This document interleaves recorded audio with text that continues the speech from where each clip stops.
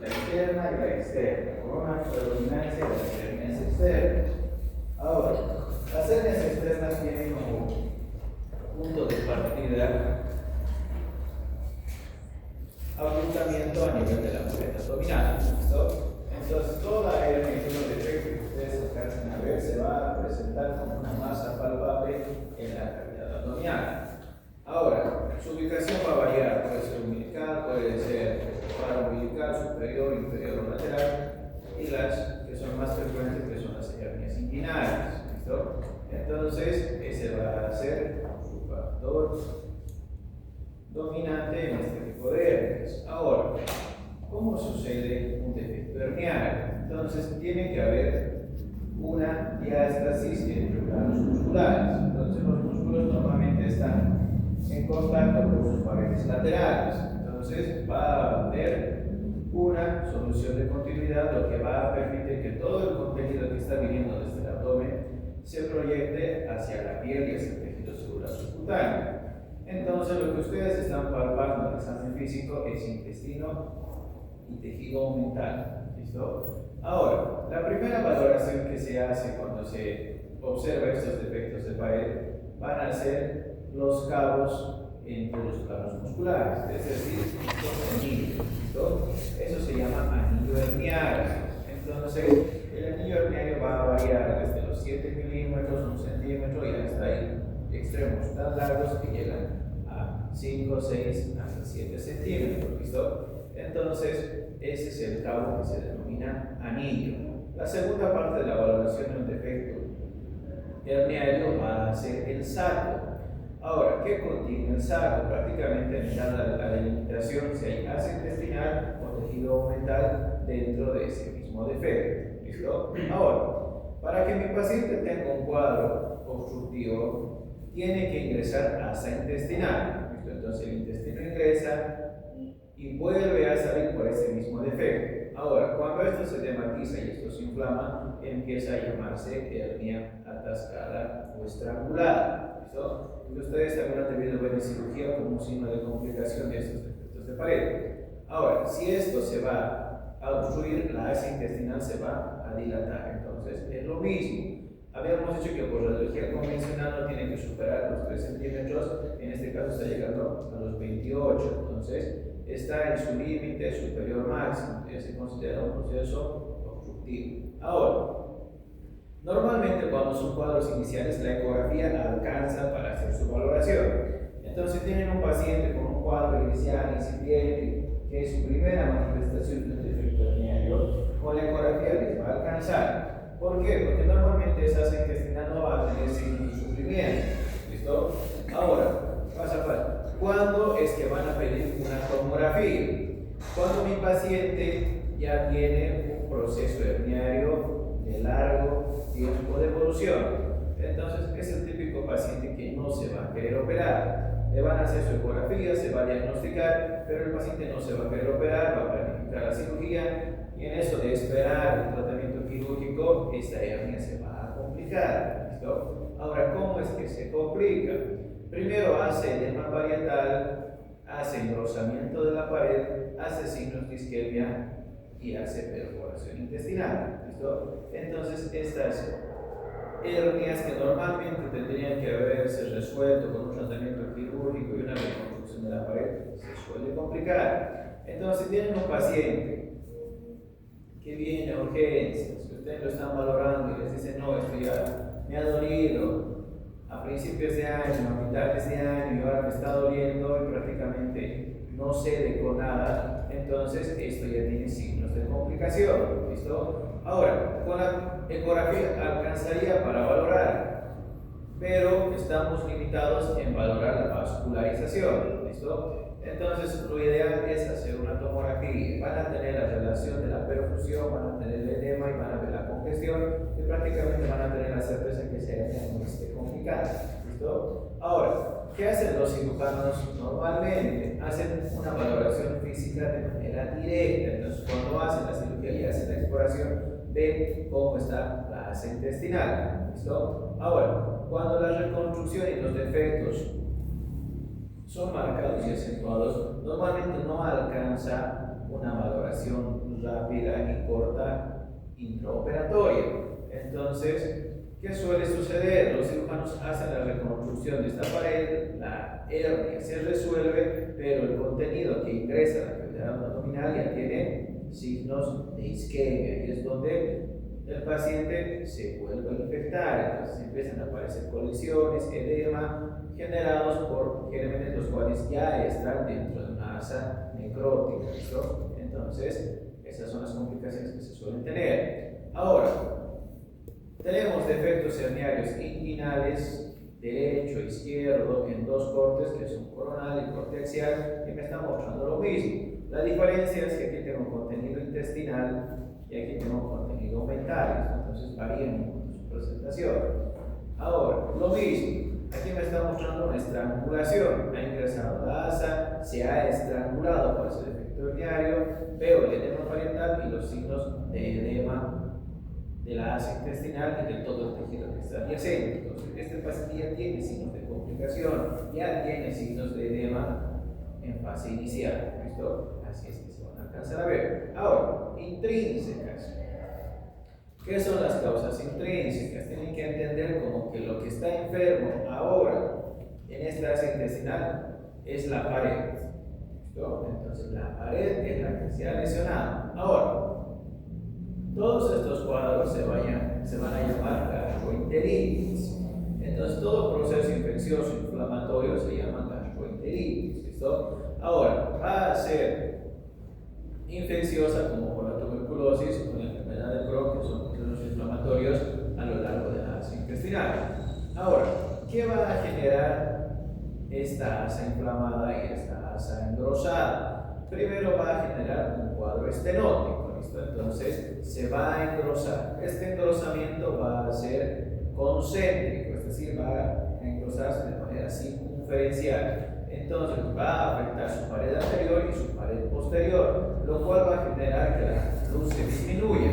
Ahora, a diferencia de las hernias y de las bridas, generalmente estos cuadros inflamatorios infecciosos no van a disminuir la luz intestinal en toda su capacidad, es decir, va a haber un trayecto filiforme que va a permitir que el contenido pueda pasar. ¿Listo? Entonces, estos pacientes tienen cuadros suboclusivos. Entonces, todo proceso el cual no logra hacer una oclusión total se llama suboclusión intestinal. ¿Listo? Entonces, a este paciente le van a dar antibiótico, le van a cambiar la dieta y va a empezar a bajar la inflamación y el tránsito se va a normalizar. ¿Listo? Entonces, así es que se alcanza a ver. Ahora, los cuadros inflamatorios infecciosos pueden ser focales, es decir, pueden ser cortos en cuanto a diámetro longitudinal o pueden ser extensos, como en este caso. ¿Listo? Entonces, estos cuadros normalmente tienen una resolución más lenta.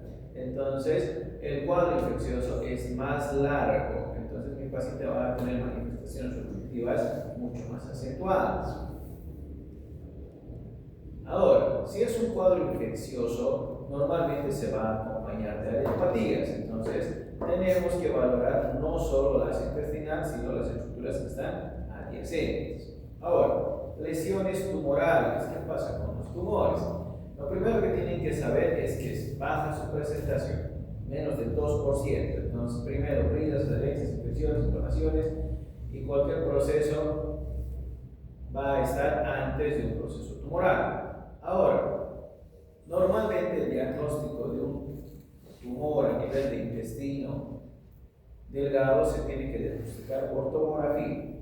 ¿Listo? ¿Por qué? Porque la endoscopía solo llega hasta duodeno. ¿Listo? Y la colonoscopía solo llega hasta válvula ileocecal. Entonces, prácticamente el intestino delgado no tiene un método gastroenterológico para ser diagnosticado de manera directa. ¿Listo? Entonces, se va a tener que hacer por tomografía. ¿Qué van a tener estos pacientes? Hay tres tipos de presentaciones de células tumorales, que es el tumor de Gis, el adenocarcinoma y el linfoma. ¿Listo? Todos van a tener engrosamiento parietal asimétrico e irregular, ¿listo? Asociado a un punto de transición. Es decir, se tiene que ver un intestino grueso, se tiene que ver el engrosamiento y la disminución de la dilatación de la asa intestinal. Eso se llama punto de transición.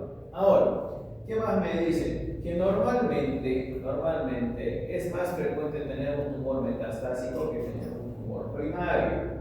Entonces, ese va a ser todavía el diagnóstico que ustedes van a manejar de manera inicial. Ahora, existe otra denominación que se llama carcinomatosis peritoneal. ¿Listo?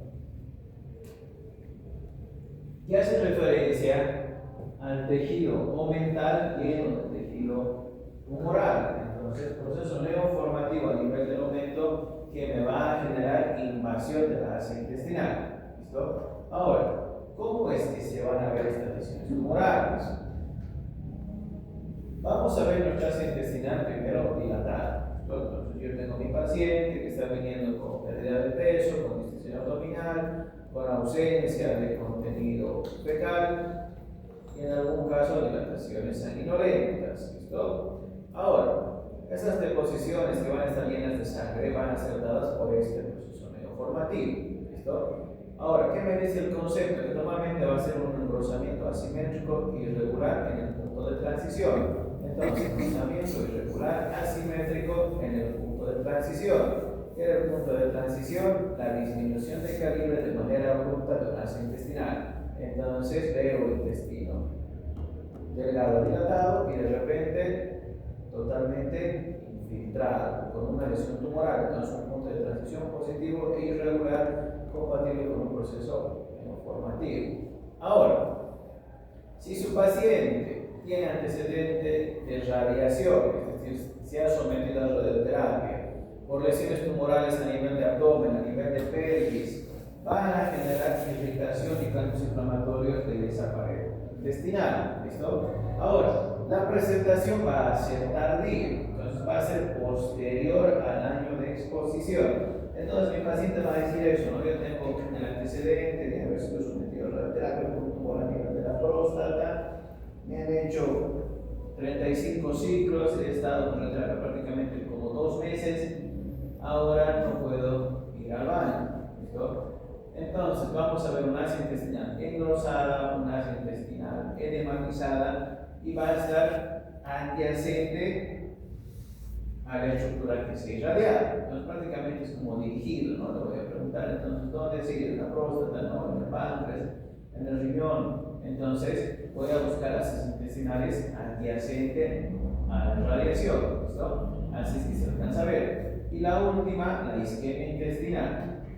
Prácticamente diagnosticar isquemia intestinal es como un reto tanto para el gastroenterólogo como para el cirujano. ¿Listo? ¿Por qué? Porque la clínica de la isquemia intestinal es totalmente inespecífica y difusa. Entonces mi paciente va a venir con un dolor abdominal, una distensión abdominal, la cual va a ser inespecífica. Entonces va a decir, no, me duele aquí en el medio, no, en la parte lateral, ahora me duele más en la porción superior. Entonces es totalmente inespecífica.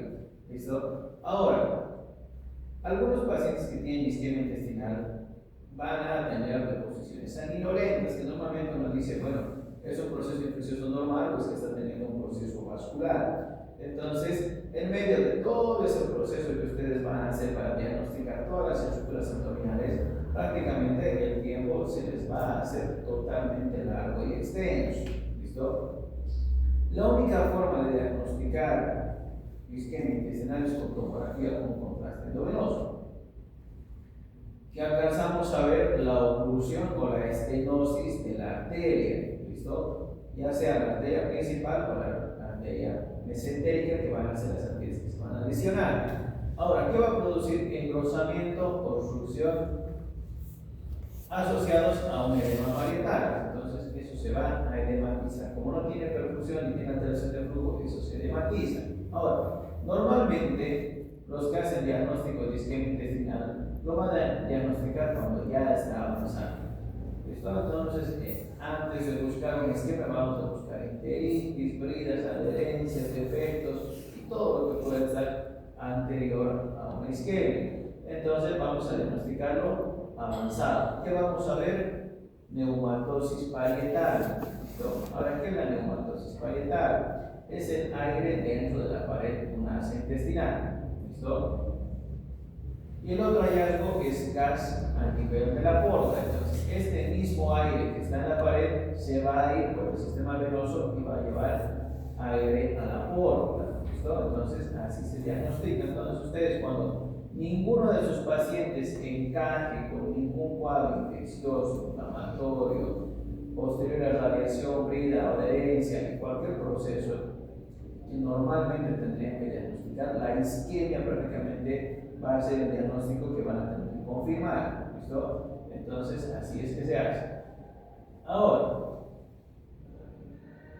paciente sometido a radioterapia. Se ha hecho radiación por un tumor a nivel de la próstata y vemos primero asas intestinales dilatadas, de ubicación central en comparación con sus asas periféricas, entonces son asas del intestino delgado. ¿Listo? Ahora, vemos la tomografía. En la tomografía veo un engrosamiento parietal acentuado y totalmente irregular. ¿Listo? Ahora, si su paciente ha tenido un antecedente de trauma, el hematoma intramural va a ser su diagnóstico. Entonces, prácticamente hay un cúmulo de sangre dentro de la pared intestinal que me va a generar un proceso obstructivo y me va a generar una disminución de la luz. Entonces, se va a estrechar la luz de la asa intestinal. ¿Listo? Ahora, trauma, iatrogenia, terapia anticoagulante o enfermedad hematológica que van a ser las que van a causar que mi paciente tenga un hematoma a nivel de la pared. ¿Listo? Entonces, así es que se van a ver como engrosamientos homogéneos espontáneamente hiperdensos, que son la sangre dentro de la pared. Ahora, la intususcepción. ¿Qué pasa con la intususcepción? Primero, es el intestino dentro del mismo intestino. Entonces, este paciente va a tener una asa dentro de una asa. Ahora, tiene que tener un punto de partida, ¿listo? Entonces, cuando ustedes vean y les digan, no, su paciente tiene intususcepción, ha sido diagnosticado por ecografía, ha sido diagnosticado por tomografía, ¿qué tienen que descartar ustedes? Lo primero es que no esté asociado a un proceso neoformativo. ¿Listo? Lo segundo es que no tenga una brida o una adherencia. Y lo tercero es que no tenga un cuerpo extraño. Entonces, normalmente para que mi paciente haga intususcepción, tiene que tener un origen y una enfermedad que lo esté provocando. ¿Listo? Ahora, ¿qué se ha alcanzado a ver con mayor frecuencia? Que normalmente cuando nosotros vemos la intususcepción y vemos esta asa dentro de la misma asa y lo diagnosticamos por ecografía y lo diagnosticamos por tomografía, no se alcanza a ver la célula tumoral. ¿Listo? Entonces, las veces que me ha tocado diagnosticar a mí, las veces que alcancé a ver en el hospital, estos procesos de invaginación intestinal, de intestino delgado, normalmente no se diagnostica la célula tumoral.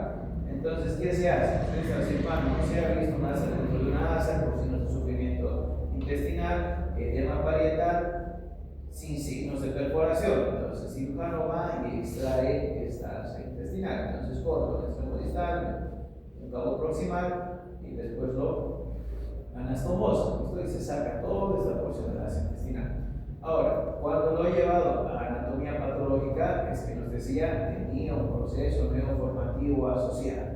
¿Listo? Entonces, es difícil diagnosticar dentro de una invaginación con una intususcepción un proceso neoformativo. ¿Listo? Entonces, prácticamente le decimos al cirujano y uno le da, me dice, mira, probablemente tenga un tumor dentro de esta invaginación o esta intususcepción intestinal. ¿Listo? Entonces, ustedes también, cuando tengan un proceso de intususcepción y no encajen con antecedentes quirúrgicos, ni bridas, ni adherencia, ni cuerpos extraños, entonces probablemente tengan una lesión tumoral.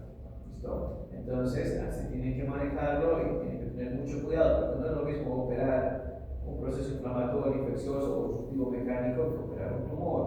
¿Listo? Entonces, hay que tener la referencia bien clara. Otro ejemplo, lo mismo, pero en este caso del lado izquierdo. Ahora, ¿qué estamos viendo? Tenemos una asa que es esta, la periférica, y otra asa en la porción central. Dos asas, una asa dentro de una asa, y lo que se alcanza a ver en su porción media es la luz de la asa intestinal más interna. Y esto de color amarillo es la congestión vascular. Esto son las arterias y las venas que se están congestionando dentro del proceso de imaginación. ¿Listo? Ahora, intraluminales. ¿Qué son las intraluminales? En este caso, el problema está en la luz. En este caso, no está enfermo en estructuras adyacentes, es decir, bridas o adherencias o hernias, no está enferma la pared como tal. En este caso, lo que está enfermo es la luz. ¿No? Entonces, la luz es la que se ha enfermado. Ahora, cuerpos extraños. Esto por cualquier motivo, sea pediátrico, operaciones psiquiátricas, cualquier cosa sea, los cuerpos extraños van a llegar a impactarse en la asa intestinal y la van a obstruir. ¿Listo? La otra es el pensógrafo, ¿no? Alteraciones que tiene mi paciente psiquiátrico, depresivo, ansioso y cualquier cuadro psicológico que haya tenido, van a empezar a ingerir su propio cabello, sus uñas, lo cual va a generar que estas estructuras se agrupen y se compacten y causen un proceso obstructivo. ¿Ya? Con estas dos normalmente no hay mucho problema para diagnosticar. Ahora, donde existe el reto diagnóstico es con el liquio biliar, donde se pone interesante el cuadro clínico de nuestro paciente. ¿Por qué? Porque para que llegue un líquido a intestino delgado tiene que haber un trayecto fistuloso. ¿Listo? Ahora, ¿de dónde a dónde va a venir la fístula? Va a venir desde la vesícula hacia el intestino delgado. Ya puede ser duodeno o puede ser ilion, que son las estructuras que van a estar más cercanos a la vesícula. ¿Listo? Entonces, se va a generar un camino y un trayecto fistuloso. Ahora, ¿cómo se da este trayecto fistuloso? El paciente tiene que tener un proceso inflamatorio que se llama colicistitis. La colicistitis va a ser recurrente. Ahora, ¿qué se considera colicistitis recurrente? Ahora, normalmente un paciente que ha sido diagnosticado con litiasis vesicular en estadios agudos es el paciente que va a venir con toda la clínica del proceso inflamatorio vesicular. Entonces va a tener dolor, va a tener fiebre, vómitos, y eso se va a acentuar a lo largo de la evolución del proceso inflamatorio. Una vez que llega a emergencia, ¿qué se le va a hacer? Analgésicos, antiespasmódicos y antibióticos. ¿Listo? Ahora, una vez que el cuadro inflamatorio pasa de estos pacientes, generalmente al paciente se le planifica su tratamiento quirúrgico. Le dicen los señores tienen que operarse. ¿Listo? Va a sacar para si es el fin de semana, va a sacar para el día lunes para el cirujano y tiene que planificar su cirugía. Entonces el paciente va a ir y va a estar con el cirujano lo va a valorar, lo va a ver, lo va a estudiar y le va a decir tenemos que operar. Ahora, el paciente lo primero que va a decir es urgente o puede esperar. Entonces el paciente va a decir, el cirujano va a decir podemos esperar, que tal que cual, no tiene que ser mucho tiempo, pero tienes que operar. Entonces el paciente va a decir, bueno, entonces, para mi vacación, ¿cuándo es tu vacación? A mitad de año o a fin de año. ¿Listo? Ahora, en ese transcurso de que el paciente está haciendo su planificación quirúrgica, tiene procesos inflamatorios repetitivos. Entonces el paciente no se cuida con la dieta, porque resulta que los pacientes son, generalmente los pacientes que hacen litiasis vesicular, son pacientes que tienen alteración de triglicéridos y colesterol. ¿Listo? Entonces, normalmente no van a tener una dieta controlada. Entonces va a pasar un mes y va a decir, no, es que me ha antojado chancho, no, me ha antojado, ¿qué más tiene grasa? Chancho a la cruz, me ha antojado un chicharrón, ¿listo? Entonces así va a volver, el paciente va a pasar un mes y va a volver con su cuadro inflamatorio. Se le va a dar una medicación, se va a controlar la inflamación, pero en medio de todos esos cambios inflamatorios que está teniendo, la pared se edematiza. ¿Listo? Entonces esa pared se engrosa.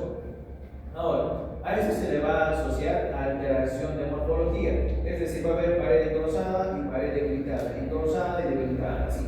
Ahora, como este cuadro inflamatorio es tan largo, tiene una evolución tan larga, al asa intestinal que está adyacente lo va a inflamar y lo va a edematizar. ¿Listo? Y ahí es que va a generar un trayecto fistuloso. Entonces las dos paredes tienen que estar lesionadas para que exista un trayecto fistuloso. Entonces así es que va a pasar el cálculo a la masa intestinal. Ahora, una vez que el cálculo haya llegado al intestino, va a empezar a transitar con cualquier tipo de alimento que pueda ingerir mi paciente. Entonces va a empezar a caminar. Ahora, donde existen lechugas, donde existen disminuciones de calibre, donde el mismo intestino delgado tiene pliegues, se va a construir. ¿Listo? Entonces, así es que se genera la impactación del cálculo en el intestino delgado. Ahora, la otra es el hilio meconial. ¿Qué sucede con los pacientes que tienen hilio meconial? Son pacientes, en la mayoría, postériores. ¿Listo? Entonces, ustedes cuando tengan una paciente gestante desde las 37 hasta las 38 semanas o hasta las 39 en algunos casos, se puede esperar el trabajo de parto. Entonces, estas pacientes tienen 41 semanas, 42 semanas, y a partir de la semana 39 el intestino ya empieza a trabajar. ¿Listo? Empieza a generar contenido meconial. Entonces, hagan de cuenta que todo lo que su paciente orina, todo lo que produce el intestino delgado, grueso, el paciente lo vuelve a ingerir. Entonces, el feto ingiere todo eso. Ahora, si ya se está formando meconio, el meconio lo va a ingerir. ¿Listo? Y este meconio tiene una consistencia densa. ¿Listo? Entonces, no es como el líquido amniótico, el meconio es particulado, es estructura densa, y eso va a ingerir el feto. ¿Listo? Entonces, al momento de hacer la ingestión va a ser un hilio meconial, porque va a llegar al intestino, va a llegar al intestino delgado, y como su intestino delgado es fino, es un intestino delgado que todavía no tiene una peristalsis totalmente desarrollada, se va a obstruir. ¿Listo? Entonces, así es que sucede. Entonces, generalmente el hilio biliar y el meconial son los que conllevan un poco más de conocimiento para diagnosticar, pero no es difícil cuando uno empieza a entender el mecanismo de la obstrucción. Ahora, la migración de un balón gástrico. Los pacientes que se han operado, los pacientes que han querido bajar de peso, ya sea por salud, por estética o por cualquier cosa sea, pero ese balón se ha movilizado. Entonces, es un objeto extraño y el intestino delgado lo va a obstruir en estos cambios, en estas flexuras que va a tener. ¿Listo? Ahora, hilio biliar. Habíamos dicho que el hilio biliar va a ser generado por un trayecto fistuloso entre la vesícula y el intestino delgado. ¿Listo? Ahora, ¿cómo va a venir mi paciente? Entonces, para que un paciente tenga un trayecto fistuloso y tenga un cuadro oclusivo, va a tener un foco infeccioso inflamatorio vesicular y va a tener un cuadro obstructivo a nivel de asa intestinal. ¿Listo? Entonces, tiene un cuadro combinado. Entonces, ¿qué vamos a ver? Lo primero, vamos a ver de la dilatación intestinal. Entonces, se va a decir, no estoy podiendo ir al baño, se me ha distendido, tengo fiebre, vómitos, estados fríos y todo un cuadro infeccioso instaurado. ¿Listo? Bueno, vamos a sacar su radiografía, pase por la sala de rayos y le hacemos su placa. Recibimos su placa y vemos dilataciones de asas intestinales delgadas, con superior a 3 centímetros en diámetro anteroposterior. El paciente está obstruido. Ya tengo una confirmación. Ahora, esto no justifica ni la fiebre, ni los vómitos, ni nada. ¿Listo? Porque el cuadro obstructivo generalmente no hace eso. Ahora, tengo que buscar un cuadro infeccioso. Entonces, mi asa intestinal estará infectada, tiene diarrea, si no, no tengo diarrea. Más bien usted puede ir al baño. Entonces, esto no es un cuadro entérico puro. Entonces, voy a empezar a buscar.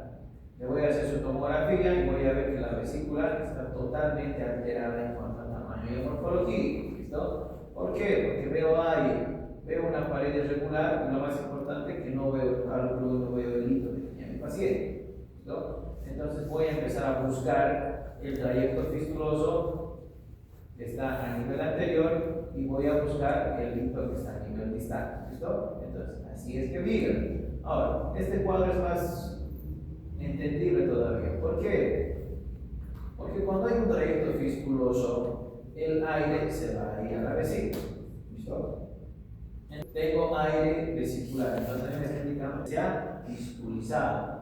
Le voy a preguntar, ¿tenías algún antecedente de procesos vesiculares? Sí, yo me tenía que operar hace un año y no he podido, después no tenía dinero, que pues, cualquier cosa que voy a pasar a mi paciente. ¿Listo?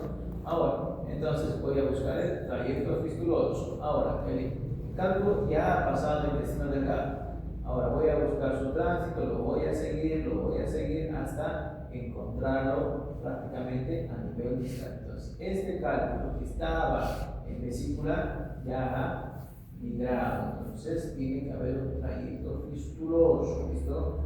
Entonces, así es que llegan y así es que lo van a ver y así es que lo tienen que estudiar. Ahora, con Benzoar no hay mucho problema, ¿no? Ya dijimos que es impactación, ya dijimos que hay agrupación de estructuras que ha ingerido el paciente, las cuales van a llegar a asa intestinal delgada, y cuando hay una flexura, cuando haya una disminución de calibre, por más sutil que sea, se va a obstruir y mi paciente va a tener dilatación de asa intestinal. ¿Listo? Ahora, en este caso, cuerpo extraño, ¿no? Cuerpo extraño grande, cuerpo extraño que se alcanza a ver. Entonces, normalmente son pacientes pediátricos, que nos van a decir, no, que estaba jugando, que estaba masticándolo, pensamos que no lo iba a tragar, así que todas las referencias van a estar por parte de los papás o del cuidador, ¿listo? Pero así es que se ven los cuerpos extraños. Esto no es tan difícil de ver, ¿no? Son líquidos grandes, ¿listo? Ya. Vamos a quedar aquí, así que ustedes vamos a ver. Por... Los veo cansados, para que vayan más. Ok, gracias.